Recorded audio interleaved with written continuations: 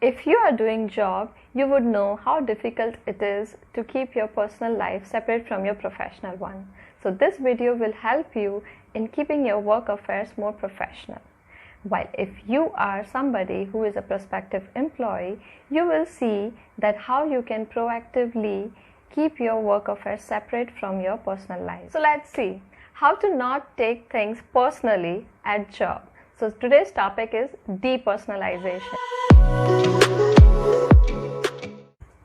We often see that we end up sharing too much information with the people around us. That usually happens after we have spent considerable amount of time with them. But that thing is something which really disturbs our work life.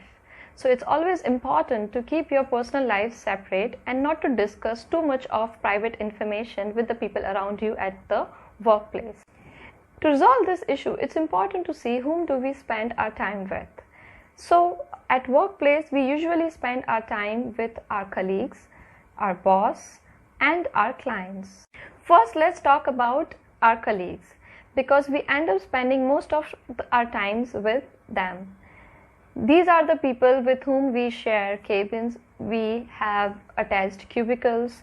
So often we meet them at coffee breaks, tea breaks, lunch breaks, and during that period of time we see a lot of our colleagues would be interested in doing gossip about our personal or private life, and in the flow we end up sharing too much of information. There are several reasons to avoid discussing your personal life with your colleagues. One such reason is that they may judge you for even your professional affairs.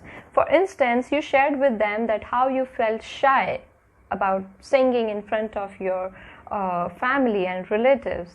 They may end up judging that you are an introverted personality, and whenever in future it comes to assigning you certain task which is related to appealing to a group of people or making presentations, they will think twice before giving you that assignment because they would think that you are not comfortable in speaking in front of people.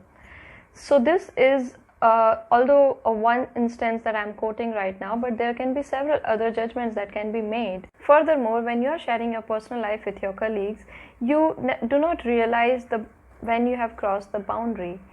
You may end up sharing not just the personal life but also the private life.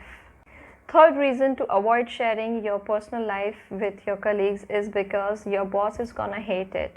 They will see you as a non-productive and inefficient employee who is wasting time and resources of the company. Now let's talk about the second category of people, that is our clients. So whenever we are dealing with our clients, it's important to keep your personal targets aside.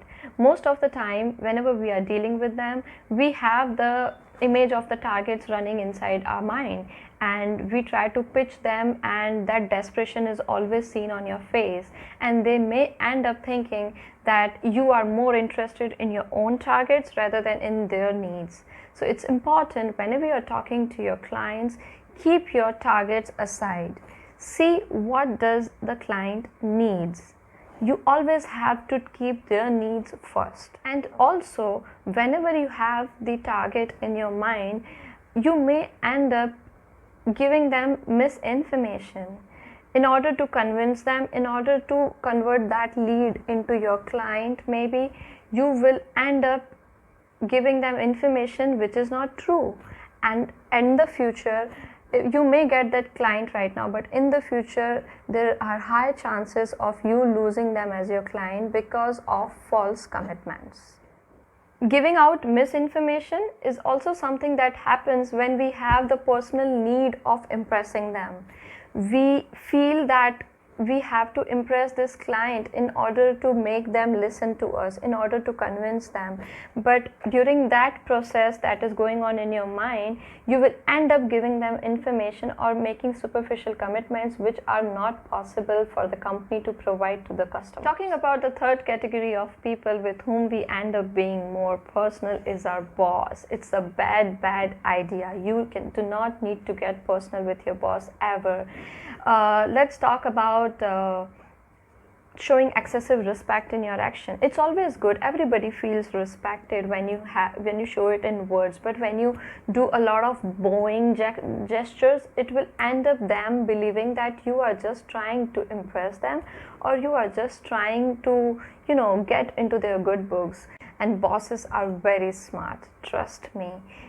Just from your facial expressions, they can understand whether you are genuinely showing respect or you are just trying to do all that excessive bowing gesture just to impress them.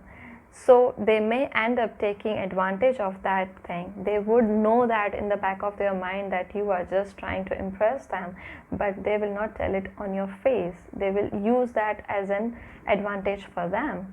So just make sure you keep things very professional. And often those employees who are keeping things professional with their boss, they are just treating them with some equal body language.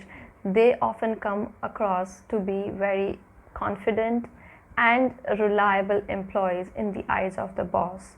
While you are doing too many of bowing gestures, it will just make them believe that you are weak and you can do anything to impress them. So that's it. I hope you understand how important it is to keep things professional at your workplace, because if you are getting too personal, it's just gonna fire back at you and it's not gonna help your professional career.